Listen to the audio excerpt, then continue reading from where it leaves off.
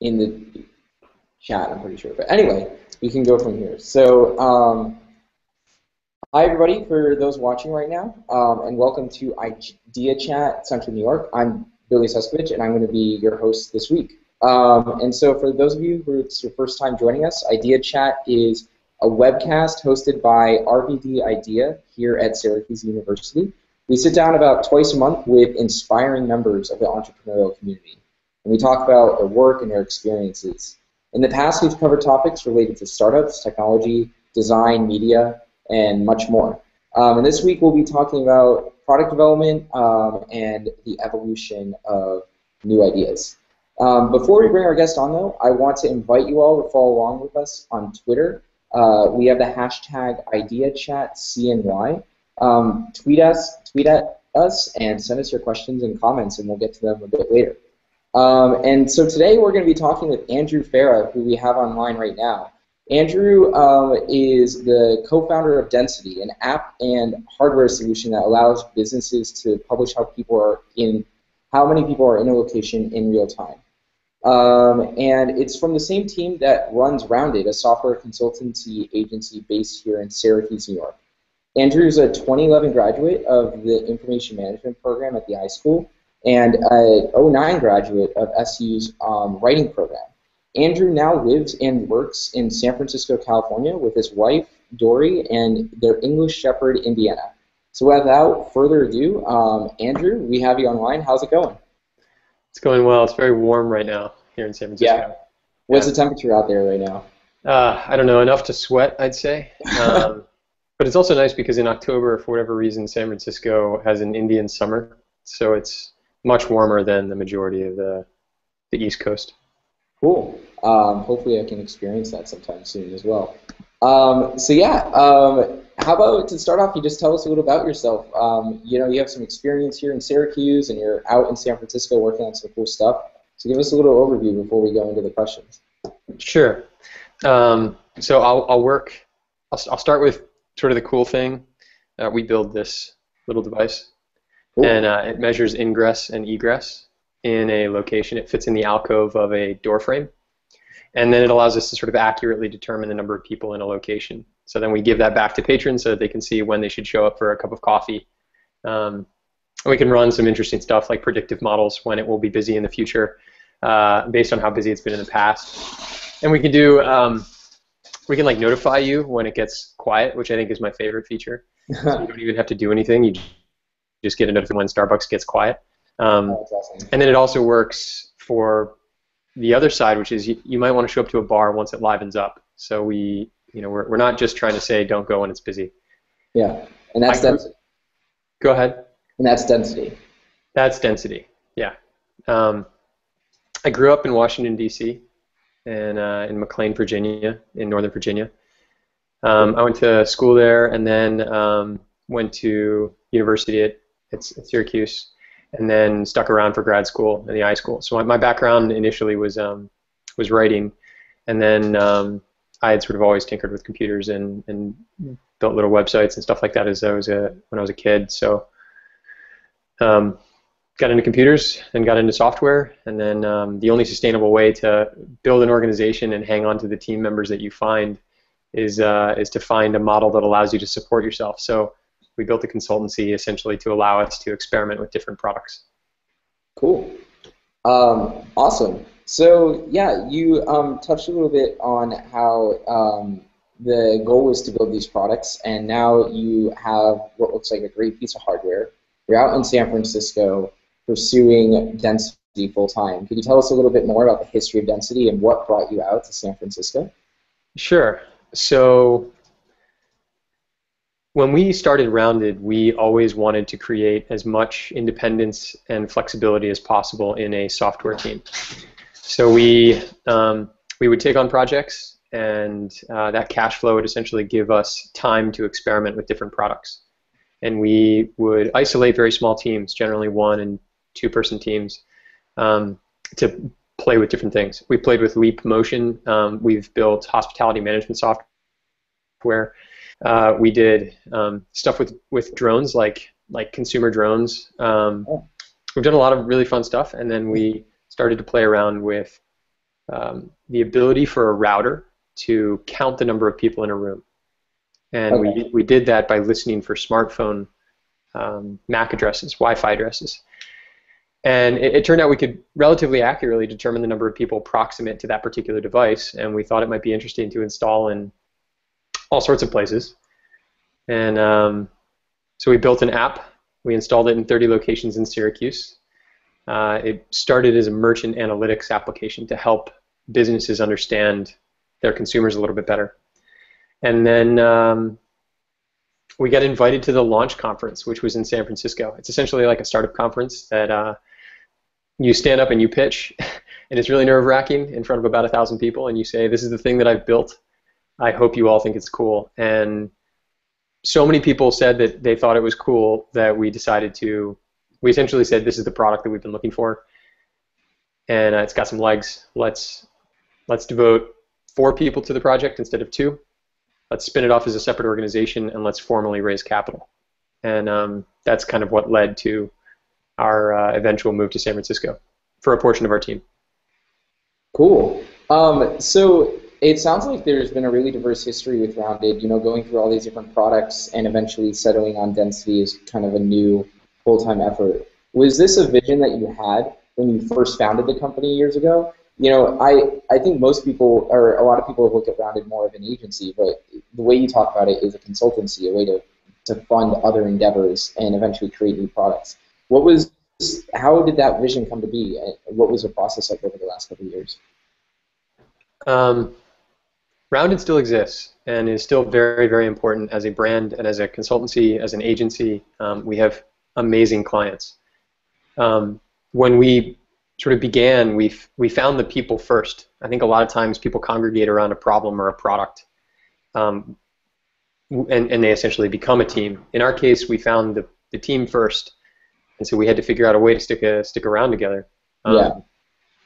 So, we were fortunate enough to be able to have a skill set that allowed us to do work with people who aren't necessarily, with clients who aren't necessarily in our backyard in Syracuse. So we could entertain projects from Miami and New York City, and a lot of our clients are in Syracuse, New York, actually. But that kind of flexibility allowed us to, not raise outside capital and still be able to play around with interesting products and projects. Gotcha. So I feel like in a way, for especially the different student entrepreneurs we have watching, that what is happening right now with Density is kind of the holy grail for a lot of people. You were invited to pitch at a big conference. You had a lot of success. How has that process been? Has there been, namely, like what are new struggles you're facing moving out to San Francisco and trying to make it with this product?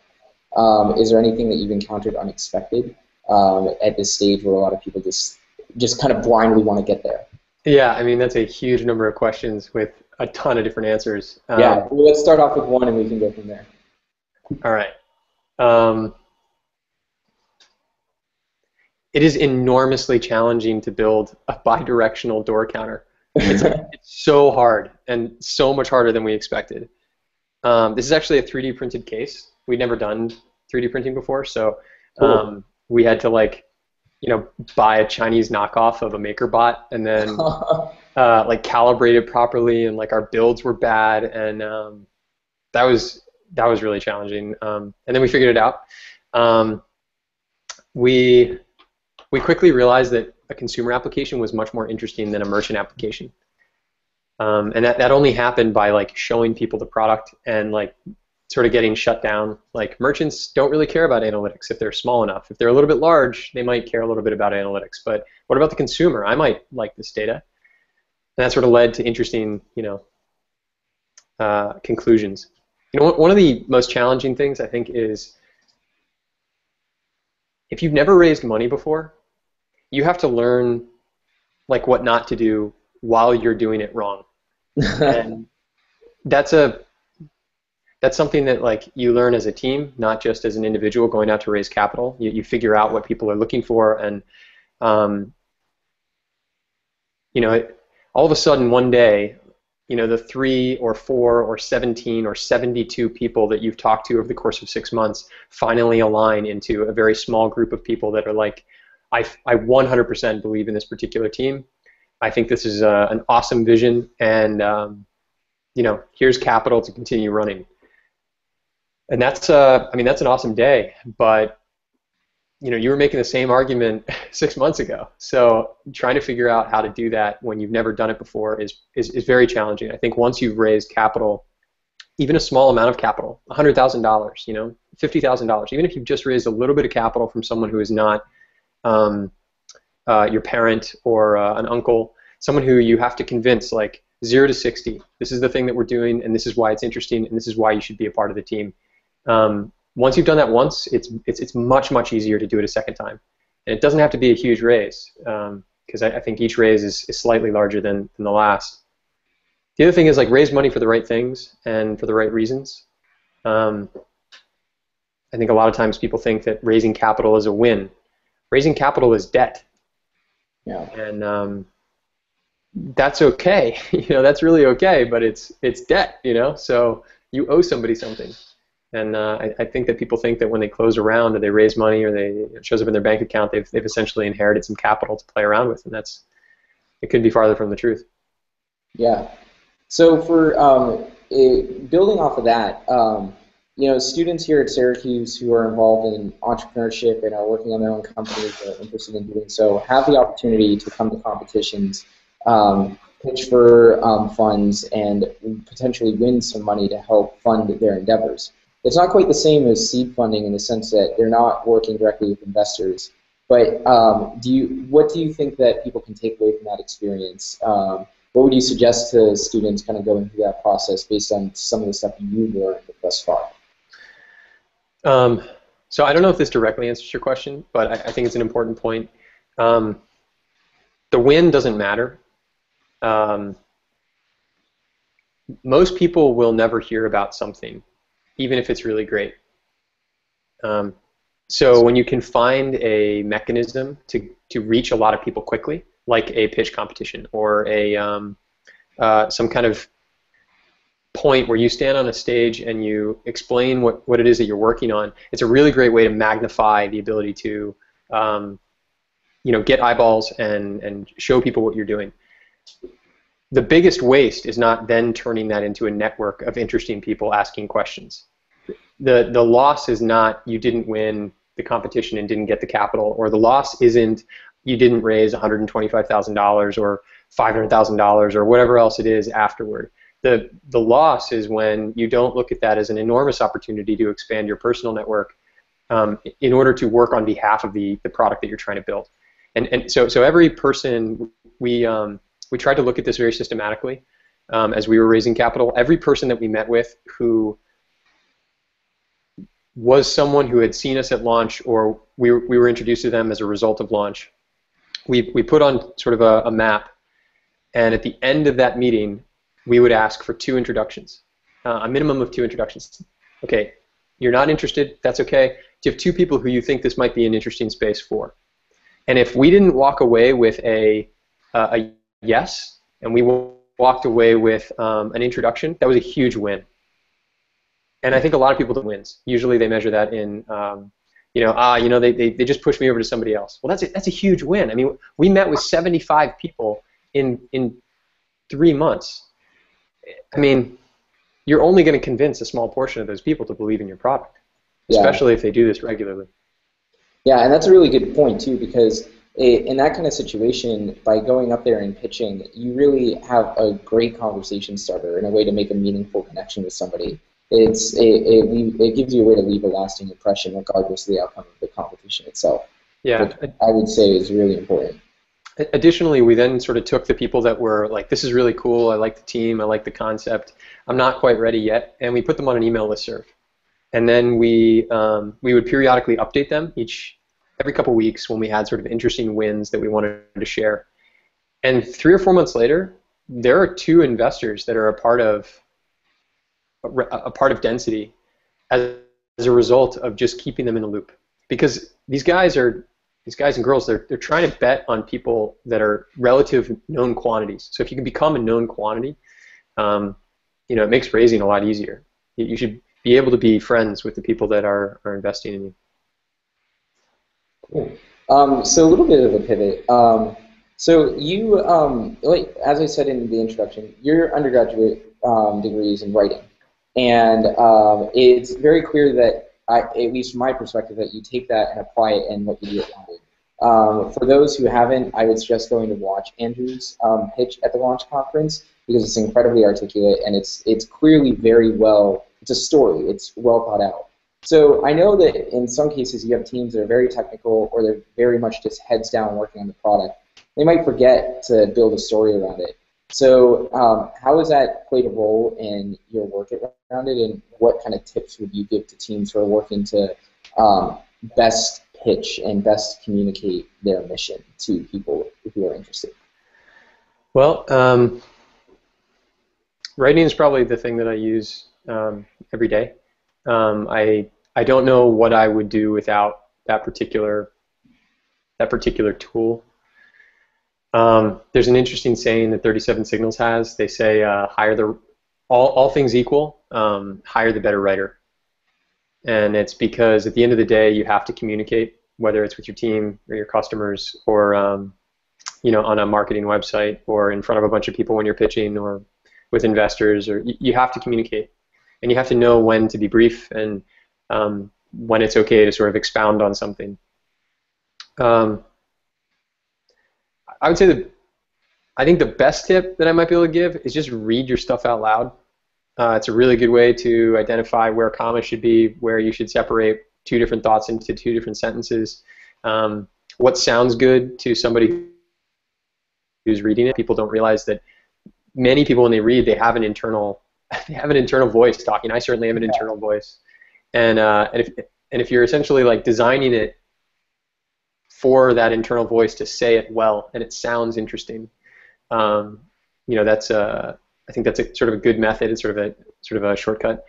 And then the other thing I would say is I believe that writing is design. A lot of things are design, but writing is one of the clearest forms of the way. Shay Colson, who's a graduate of the IM program as well, a year ahead of me, he said once that writing is the clearest form of writing is the closest form to tangible thinking that we have, or something to that effect. And that's a really interesting point. The way that you communicate in a written form is incredibly important, and a great way to test that is to read it out loud.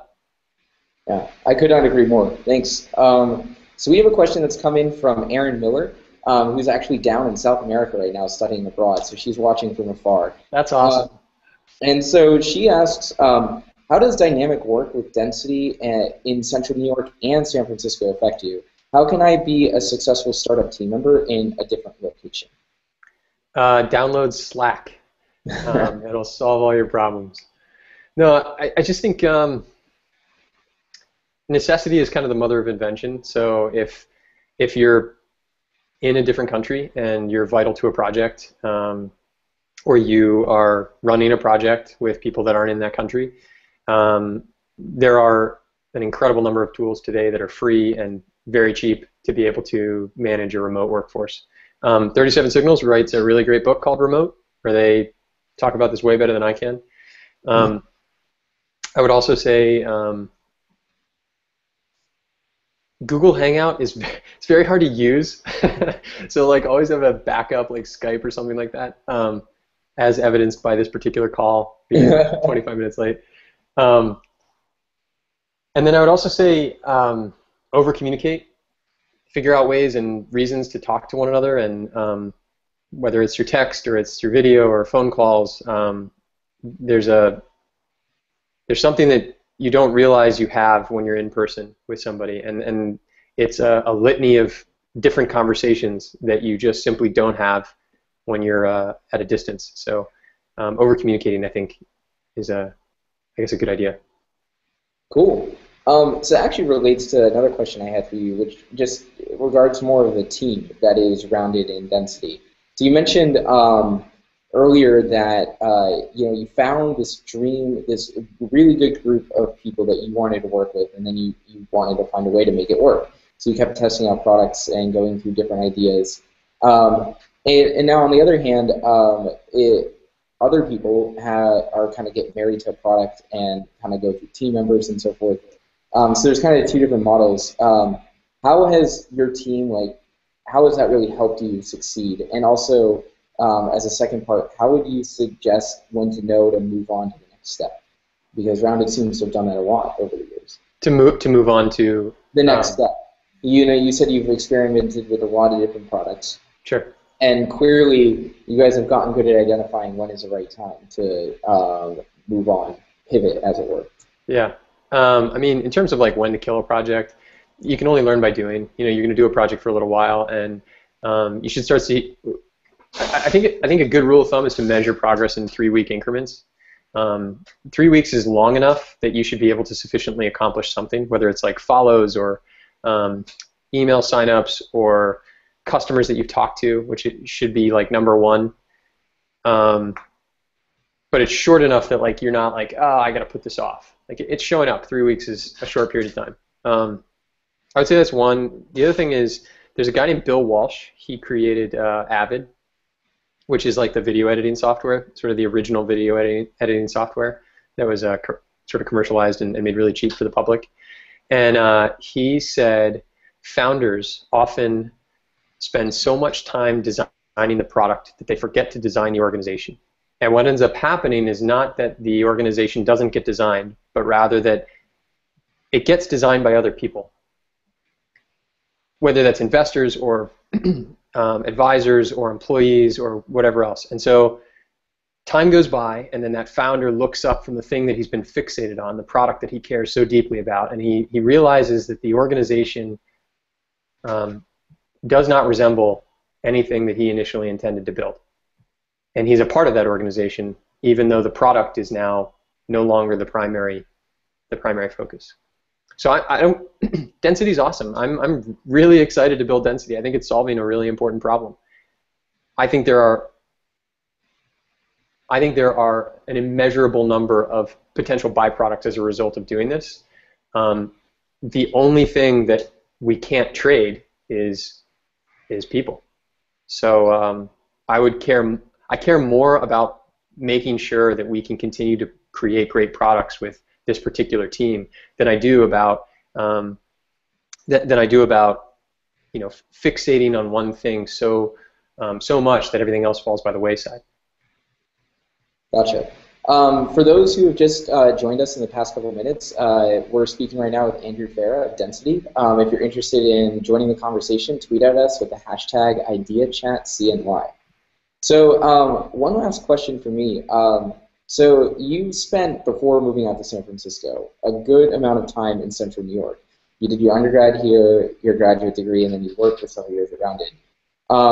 So what do you see as kind of now living in San Francisco? What do you miss about Central New York, and what do you any tips for teams that are just getting started in this area? Yeah, I miss the people. Getting started in the area in Syracuse, I think it's hard to always it's hard to accurately put yourself in the shoes of someone who's just starting off again. However, I would say I think it's easier to start a company in Central New York than it was maybe 5 years ago, 6 years ago. There's just a tremendous amount of support. This is a perfect example. The programming that runs through the iSchool, the programming that runs through Whitman now, the programming that runs through Newhouse, Spring Break in Silicon Valley, the Tech Garden essentially being at capacity. I remember when I first showed up to the Tech Garden, they had something like half the place full and half the place empty. And that could be an exaggeration, but it was something that was noticeably empty, maybe 30%. And today they are oversubscribed. Like they don't have enough room. They have to expand to AXA in order to accommodate all the people who want to be a part of this ecosystem. And that is an amazing problem to have. So I would say go to the Tech Garden is probably my best suggestion. Then I would say also go to John Liddy. I would say go to Liz Liddy. Seek out Michael Duredita. Talk to Michael Nyland. Befriend Lynn Hughes at the Tech Garden. She will be your savior. Seth Mulligan. Essentially find people and then talk to them about the thing that you're interested in or problem that you're trying to solve or the people that you don't yet have that you'd like to be introduced to, and the rest will sort of come by itself. Yeah, I could not agree more. So many of the programs you've listed there, IDEA, programming through the iSchool, the Tech Garden, have all really shaped my life in a lot of different ways. And I would agree that there's something to be said for a really tight knit community like you can find here in the upstate New York area. Um, so that's all the questions that I had for you this fine evening. But I was wondering if you had any last words that you might want to share with some of the viewers we have or people who watch this chat a little later on. I don't know if I've got any words of wisdom. I think grabbing the smartest person you can find nearby you is the best thing that you can do for. It might be the best thing you can do for their career. It's definitely the best thing you can do for your own career. And really spectacular products are not built by individuals. So I think don't be stingy with equity. That stuff doesn't matter. If you win, then you win. And I think that the systems that we just talked about are probably the best place to go for startup boot camp. All of those programs that we just talked about. So I mean, I can list a whole bunch of like boilerplate startup things to do, but in Syracuse there's a better place and a better organized place for that than just me. But yeah. Well, Andrew, thanks so much for joining us. Again, Andrew here is Density and Rounded. You can follow him on Twitter via @AndrewFarah. And join us next time on October 8th. We're going to be chatting with James Shomar. And you can continue to join the conversation via IdeaChatCNY, the hashtag, or follow us @IdeaCues. Thank you so much again, Andrew. Have a great rest of your afternoon out there in San Francisco. Enjoy. Oh, thank you. Thank you. You're a very good host, Billy. Thanks. Great. See ya. See ya.